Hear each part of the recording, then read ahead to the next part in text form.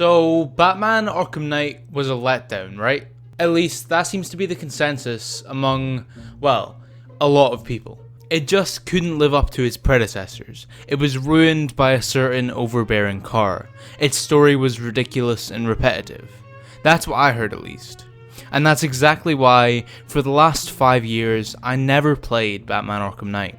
Never played the seeming finale to one of my favourite game series ever, with my favourite fictional character as the lead. That's how worried I was about this game. Worried that it would ruin everything that came before. But then we went into lockdown, and I played a whole lot of games. That is, until I ran into Batman Arkham Knight, right there on Game Pass. Would it be worth it? I could just open it, make a quick video ripping into it like I did Mafia 3. Well, I did just that. I opened it, and I played it, and I played it, and I played it some more. And after 30 hours, I placed my controller down and just sat there, in awe, in shock, in shame for who I was for the last 5 years without this game in my life. Sure, I knew nearly every major plot point, I knew nearly every major gameplay mechanic, but that didn't take away from the fact that this game really took me by surprise. I think I needed a walk. Could this really be true? Could this game really exist? A Batman Arkham game better than Asylum? Better than City? My mind couldn't quite get itself around the idea. It took a lot of pondering. It took a lot of self-reflection. How the hell had I never played this game before? Furthermore, why the hell was everyone so downtrodden on this game? I watched video after video, trying to figure out their pain, trying to somewhat remove the enjoyment from my mind. I shouldn't love this, but I do. Batman Arkham Knight wasn't a letdown, wasn't a disappointment, wasn't a broken sequel. It might have just been the best Batman game. Or was it? I had to be sure. It's impossible to quite put into words how playing this game for the first time made me feel, but I'm gonna do it anyway. Without a doubt, the first thing that should back anyone playing this game is how it looks. The Unreal Engine time and time again created gorgeous games that held up long after their release, and that's exactly the case here, as the player is thrown straight into the eyes of a cop witnessing the downfall of Gotham in what everyone would assume is a pre-rendered cutscene, but turns out to just be the genuine beauty of this game. To be perfectly honest, this might be the best looking game of the entire generation, and I don't take that statement lightly. Despite being released a half-decade ago, it easily buries a number of games coming out today, as Rocksteady once again utilised the Unreal Engine to its absolute maximum capacity. As we're somewhat thrust into the story through maybe a few too many expositional scenes, we see the fall of Gotham at the hands of Scarecrow, with the city being evacuated out of fear, the key theme of this entire game. It's only the criminals of Gotham, along with of course the Caped Crusader, that stick around in this fear-ridden hellhole. It's been said that this obsession with empty cities is a detriment to the game, as the catalyst of this story is simply a ridiculous excuse to make an empty city. And whilst there's merits to that argument, I think the idea of Scarecrow taking over the city by way of fear, after all the disastrous events of prior games, acts as the perfect natural endpoint for the city to come to. As soon as we take control of the Dark Knight, we're brought straight back to the incredible feelings of the prior games. Rocksteady once again nailed the feeling of Batman, and the sense of continuation, whether it be the cremation of the Joker or the return of all the great characters built up over 6 years. The player truly feels the consequences of all that came before, as Scarecrow uses the power vacuum left by Joker's death to take complete control. The game too, carrying straight over from City, feels perfectly upgraded, with sound design in particular adding even more to the immersion of the Dark Knight's journey, as the player embraces all the iconic gameplay systems that came before, and our first mission in this broken world is to save a single police officer. Whilst this doesn't seem like much, the initial reintroduction we get here is spot on in the characterization of this Bruce Wayne, a man far less concerned about beating the villain as opposed to saving his people, his city.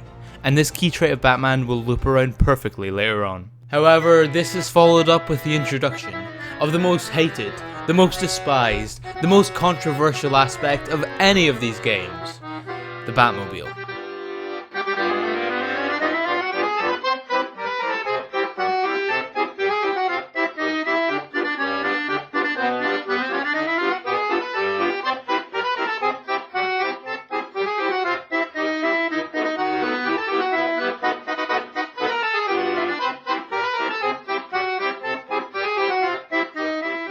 Back in 2009, Rocksteady's team made the executive decision to not include the Batmobile in their first Batman game, stating that it completely changes the fundamental essence of the game. And in many ways, that was spot on. When I first encountered the Batmobile with my preconceived hatred of the tank, I wasn't excited. And after spending the first 20 minutes of the game riding around blowing up other tanks, I was partially confused, partially disgusted. Was this really all this game was?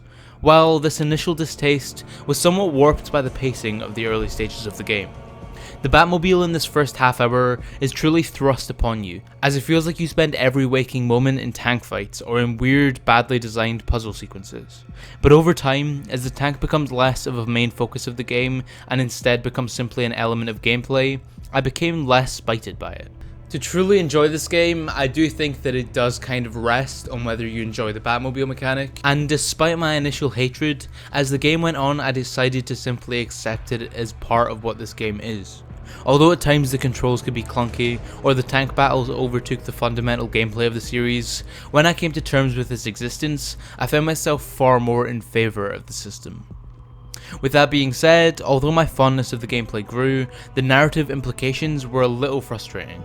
It by no means broke my immersion, but the fact that the Arkham Knight, the guy who knows everything about Batman, would send unmanned tanks to push him to his limit, it just doesn't make any fucking sense. It's like the worst tactical decision of all time.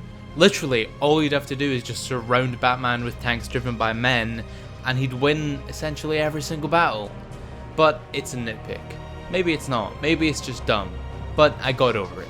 It might be a nitpick, but it does bring us on to the second most controversial inclusion of Batman Arkham Knight, the Arkham Knight himself.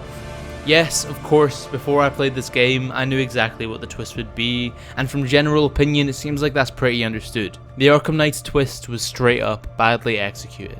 However, when you look at the Knight in a vacuum, I believe him to be a quality villain. Introduced early on, we see nothing but a masked man with an army at his side, a man who's trained hundreds of soldiers to target Batman's exact weaknesses, a cloaked, clearly deranged figure who has the potential to know the world's greatest detective's moves before he even makes them.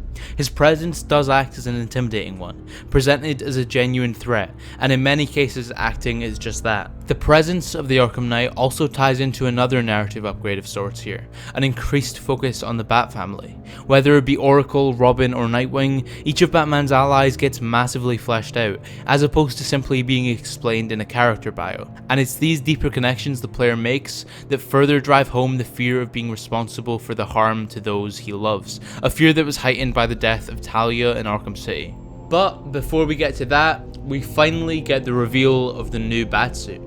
One of the most gorgeous superhero suits to have ever existed. A more mechanical, armor-focused suit, we immediately see the in-game upgrades it allows for, with the reintroduction to stealth, which now focuses further on the idea of Batman striking fear in the hearts of his enemies from the shadows, with the fear multi-takedown being probably the most useful new gameplay element, along with an upgraded grapnel launcher and a myriad of other gadgets, combat abilities and stealth tactics. So Batman hunts Scarecrow down to Ace Chemicals, the center of the creation of the fear toxin, and after saving workers and taking down soldiers, Bruce reaches Scarecrow, but after it's revealed that Scarecrow's kidnapped Barbara, Bruce gets distracted just long enough for Scarecrow to escape. Bruce's major fears of his family, his friends being put in harm's way because of him, begin to come true, and this sets him off on a plan to shut down the release of the toxin into the city, an endeavour which ends in him taking a major dose himself. And then... Miss me?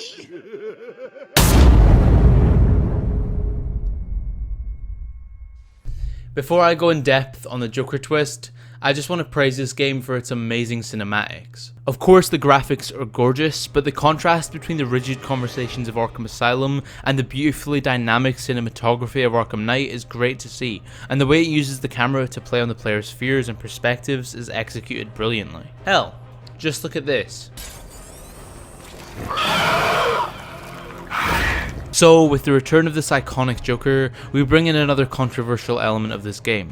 Some say that the use of the Joker in Arkham Knight is surface level, that they only use him for the sake of it, but I'd have to disagree. Although the whole concept of people becoming the Joker that's explained in the following scene is kinda strange, the ideas around it link in perfectly with the themes of fear. Fear of Batman causing Gotham's downfall instead of saving it. It's an idea that's been present throughout the whole series, whether it be Ra's al Ghul questioning if the presence of Batman is a detriment to the city, the futility of Bruce's journey present in Arkham City, or the focus on Joker and Batman's relationship in Asylum. Bruce Wayne is, for all intents and purposes, just as insane as the villains he fights, but what separates him from them is order, is his one rule, is his motivations to prevent harm from coming to any more children of Gotham. The Joker of course acts as his exact antithesis, the embodiment of what Bruce could have become if he had killed Joe Chill, if he'd become spiteful about his city, as opposed to hopeful. The idea that the Joker couldn't exist without Batman is consistently present throughout a lot of Batman media, and so the implementation of the Clown Prince of Crime in a game centered around fear is perfect. Bruce's biggest fear, his most adamant stance, is separating himself from the villainy of Gotham, so to be infected by the personification of said evil, said chaos, brings Bruce to the edge of absolute insanity.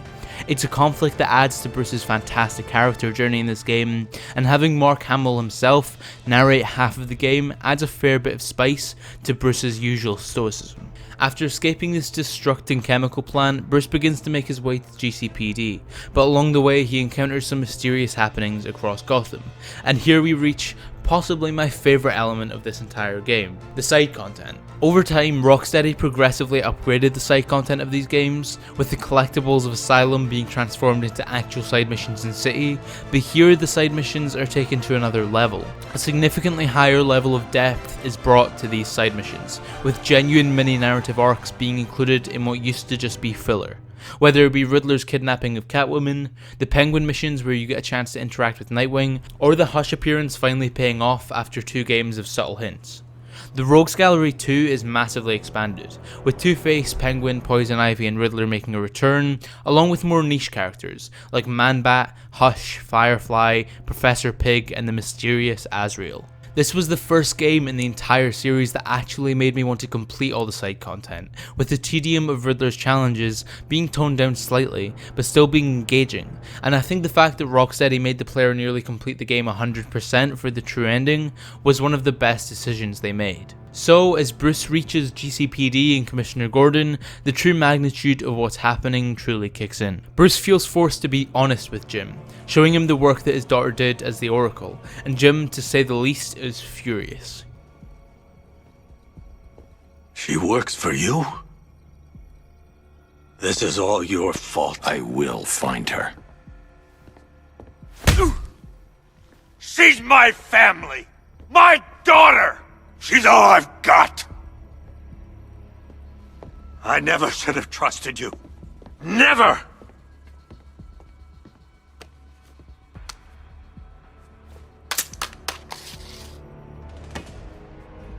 I'll do this on my own. Stay away from my family. Here we also get some further delving into lore, as we see a flashback of the iconic Killing Joke scene of Joker disabling Barbara Gordon. Flashbacks are something this game does pretty decently. As for non-Batman fans, the past of the Dark Knight is further explained, whilst for true Batman fans, these scenes provide some solid fanservice. Another element Arkham Knight does better than most is that of investigation. After all, Batman is the world's greatest detective, so reconstructing crime scenes and hunting down Barbara really does put you in those detectives' shoes. It's here though that the story somewhat falls apart for an hour or two. Feeling like it comes to a near complete stop, we make our way to the airships of Simon Stagg, a sequence that has essentially the same outcome as the one before, as Bruce once again finds Scarecrow, is surprised by the Joker in his mind, and then Scarecrow escapes. The entire airship segment feels far too tedious for the little it does to actually push the story forward. After tracking down Barbara, Bruce finally comes face to face with potentially his greatest fear. Confronted by Scarecrow, we see Barbara infected with his toxins, and with it, her being terrified of Batman, of Bruce, of her friend. A terror so extreme, it leads to her taking her own life. Don't listen!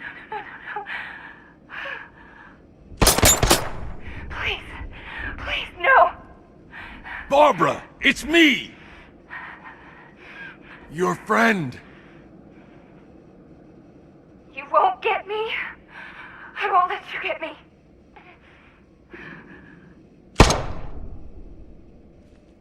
You will bring death to all who follow you. A heartbreaking moment for Bruce. This moment, which we later found out to be an illusion by Scarecrow, is a turning point for his character, as he finds out Harley Quinn has infiltrated the movie studio Robin's in. This time, Bruce will not be too late. So, him and Tim Drake take out Harley, along with the released Joker reincarnations, and all throughout, the plague of Joker in Batman's mind retells the story of Jason Todd being captured and beaten inside Arkham Asylum. Obviously, this sudden introduction to a character that up to this point had never been mentioned was pretty jarring, and just reinforced how obvious the Arkham Knight twist was. That being said though, the effect it has on Batman's motivations in the following moments are just about perfect, as Joker plays on Bruce's greatest fear, the fear of loss, manipulating him to trap Robin in a cell so he can finish his mission. But this manipulated decision to imprison his ally with protection in mind ends up being the Dark Knight's greatest downfall. So now, without his boy Wonder, without Oracle or Commissioner Gordon, Batman is left to save his city himself, and whilst of course he does, it comes at a cost. Here the pacing picks up again, as Scarecrow is able to release his cloudburst of toxins across the city, an event that honestly isn't really treated as too big a deal considering how hyped up it was throughout the game. But Batman is left with only one true way to prevent the toxins from spreading. Poison Ivy, probably the most present villain throughout the entire trilogy outside of the Joker and Riddler. Ivy, the only one left with the power to save the city, makes the ultimate decision, as we see this conniving, seductive former foe give her life to save the one thing she's constantly hated throughout her life. In a fairly underrated death scene, we see Ivy redeem herself beautifully, returning Gotham to its former beauty and foiling Scarecrow's last remaining leverage. Nature always wins.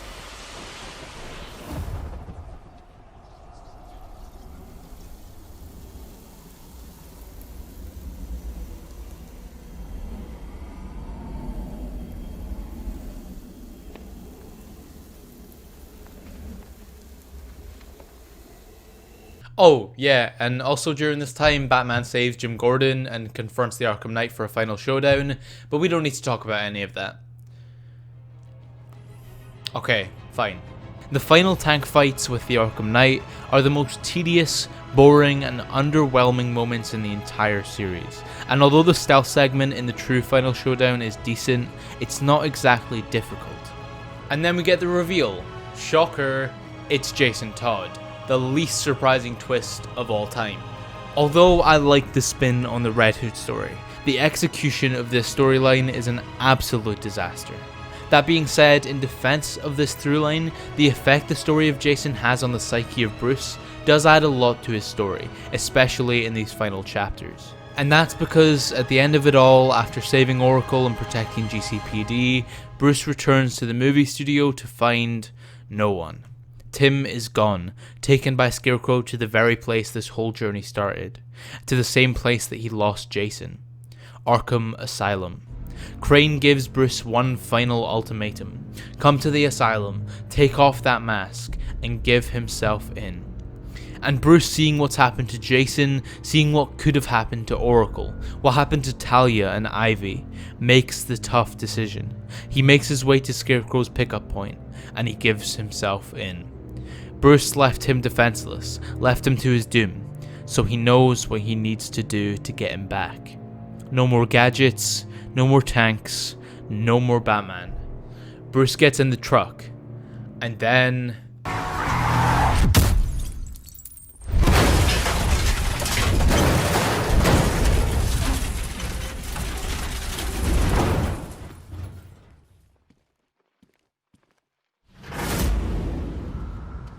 an alley. Crime Alley. The place where Bruce was forced to become a man. Become the Batman. He sees his greatest fear in its purest form. Losing the ones he loves. And then, crowds of Jokers. Fighting them off. Fighting off his mind. Until eventually... You know you want to.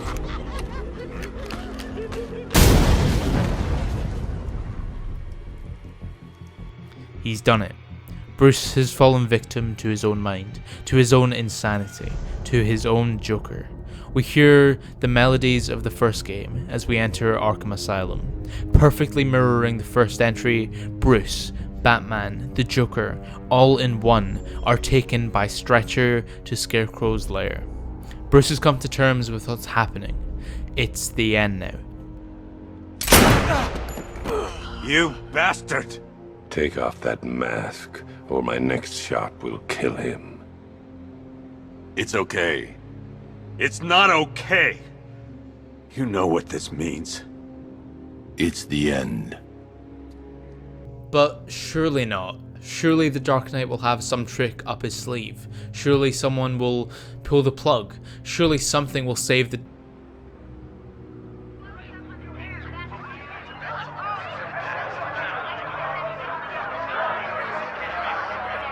No. The entire world bears witness, finally, to the man under the cowl. Because that's all he is. A man. And then Bruce Wayne gets one more dose of toxin to reveal who he truly is. But in the end, it's the Joker who puts the stop to Scarecrow's plan. Suddenly the player takes control of the antithesis, the absolute opposite of what we've spent 4 games, 6 years playing as. A gun-toting, chaos-driven Joker. A near sense of relief is brought over us as we finally take down all those villains who've plagued you for all that time. We see Gotham burn at the hands of the Joker, but as Alfred attempts to break back into Bruce's mind, we see not what Bruce fears, but what his laughing counterpart most fears: being forgotten. We see Joker's legacy torn down. We see the remains of the Clown Prince of Chaos being broken and destroyed, removed from Bruce's mind.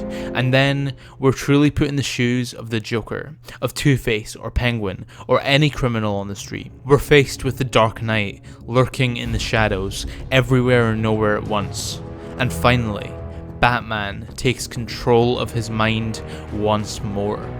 Joker faces his arch nemesis and is confronted by his greatest fear of all, that he's not needed. The Batman doesn't need Joker, and he finally locks him away once and for all. I am vengeance. I am the Knight. I am Batman.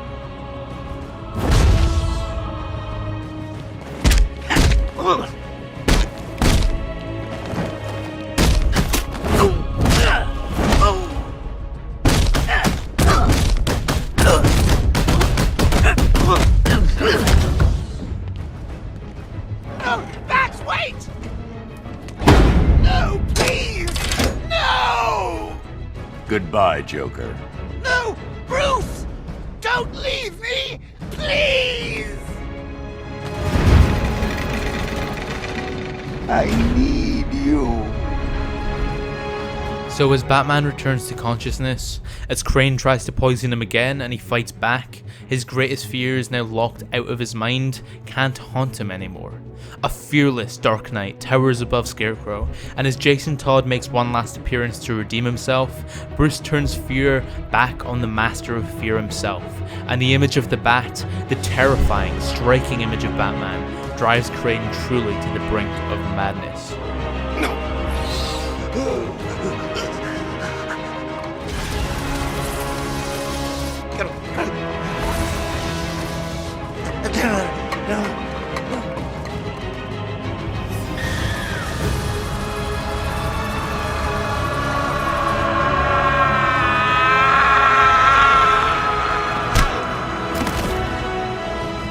The night is done, Gotham is saved, and from the grand hall of where it all began, Bruce knows it's the end. He tells Alfred to prepare the Nightfall Protocol, and although a lot of people here complain about the double ending, the decision to lock the true ending behind essentially total completion, to me is one of the bold moves from Rocksteady that truly paid off, as we get a final sense of closure before... Are you sure you want to do this, Master Bruce? I've got to. It's the only way to protect them. Very well. We just saw Bruce Wayne, now known to be the masked vigilante Batman, enter his home, refusing to come.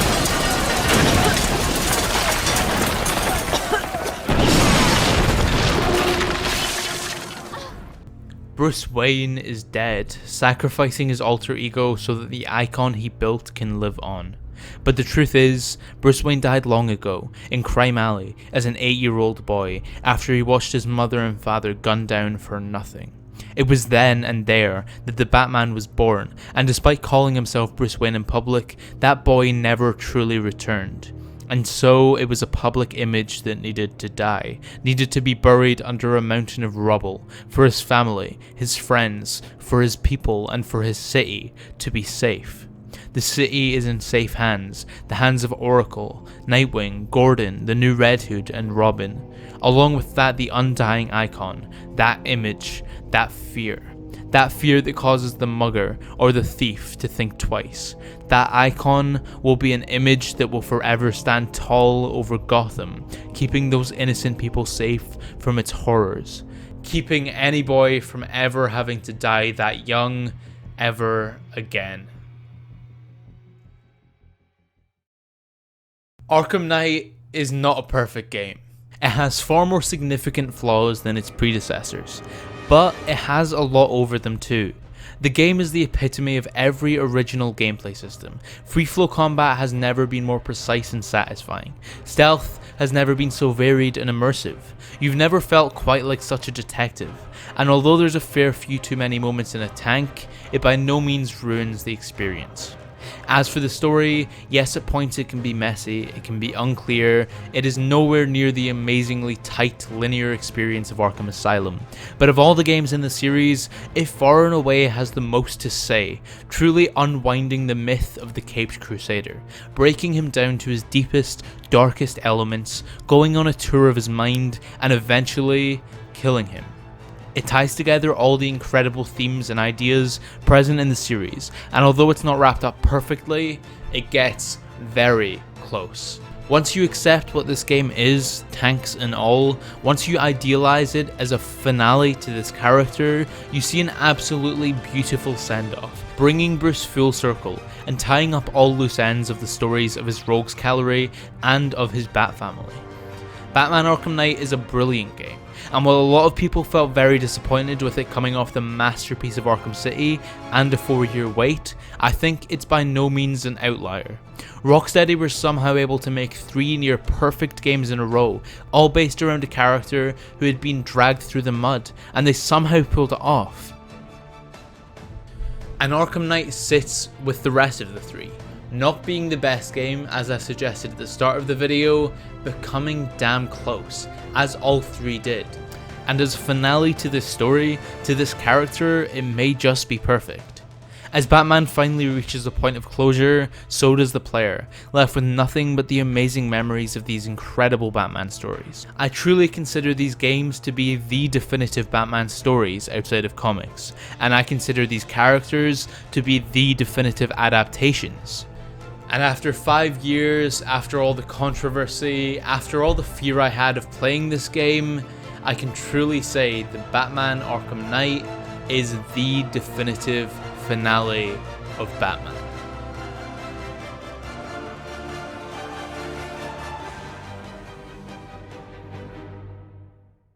Thanks for watching. If you did enjoy it, it'd really help me out if you could hit like, because this video did take quite a while to make. Also, if you're new here and want to see more content like this, make sure to subscribe and turn post notifications on, because YouTube doesn't like showing my videos. And with all that being said, I've been Joe, aka Scarab, and I'll see you in the next one.